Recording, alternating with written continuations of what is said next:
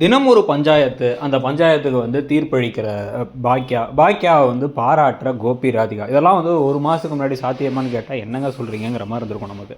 ஆனால் வந்து இப்போல்லாம் வந்து முன்னாடி எழில் சொல்லுவார்லம்மா சூப்பர்மா செம்மம்மா நீதாம்மா அப்படிங்குவாங்கல்ல, அந்த வேலையை வந்து இப்போ யார் எடுத்துக்கிட்டா அப்படின்னு வந்து பார்த்தீங்கன்னா எழிலுடைய தந்தையான கோபி அவர்கள் எடுத்திருக்காரு.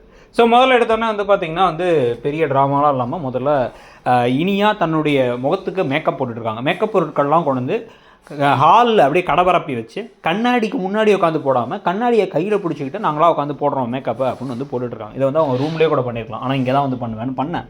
அவங்க ஒரு ஃபோன் வந்துச்சுன்னு நினச்சி போகும்பொழுது மையும் அதை பார்த்து ஆசையில் மையும் வந்து மேக்கப் போட்டுக்கிட்டாங்க தனக்கு.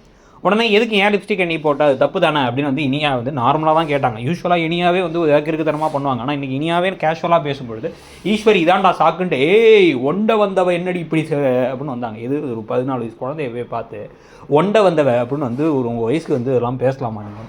பேசிட்டு வந்து திமிரா பேசி வந்து கீழே போட்டு உடச்சிட்டா, சோஃபாவில் லிப்ஸ்டிக் வச்சு தேய்ச்சிட்டான்னு ஏதோ பைத்திய மாதிரி உளறிக்கிட்டே இருக்க ஒரு கட்டத்துக்கு மேலே வந்து எல்லோரும் கூட்டிட்டாங்க. எல்லோரும் கூட வந்து இப்போ பாக்கியா வந்து என்ன சொல்லிட்டாங்கன்னா இதில் ஒன்றும் தப்பு இல்லை, உனக்கு எதுவும் வருத்தமா அப்படின்னு நம்ம இனியாட்ட கேட்டால் இல்லை நான் இவ்வளோலாம் ஃபீல் பண்ணல, பாட்டி தான் ரொம்ப கத்திட்டாங்கன்னு.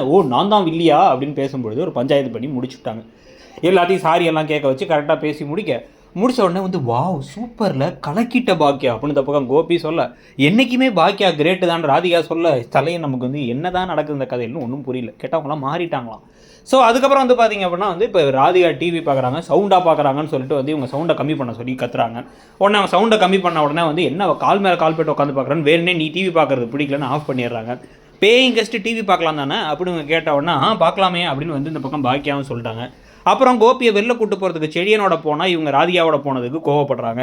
குடும்பமாக எல்லாரும் உட்காந்துருக்கும் போது கடைசியாக வந்து பார்த்திங்க அப்படின்னா வந்து இப்போ அந்த கோர்ட் ஆர்டர் வந்துருச்சு, ஜெயிலுக்கு போகிறாரா கோபிங்கிறதோட முடியுது. அதை பற்றி நீங்கள் என்ன நினைக்கிறீங்கிறத சொல்லுங்கள். தேங்க்யூ.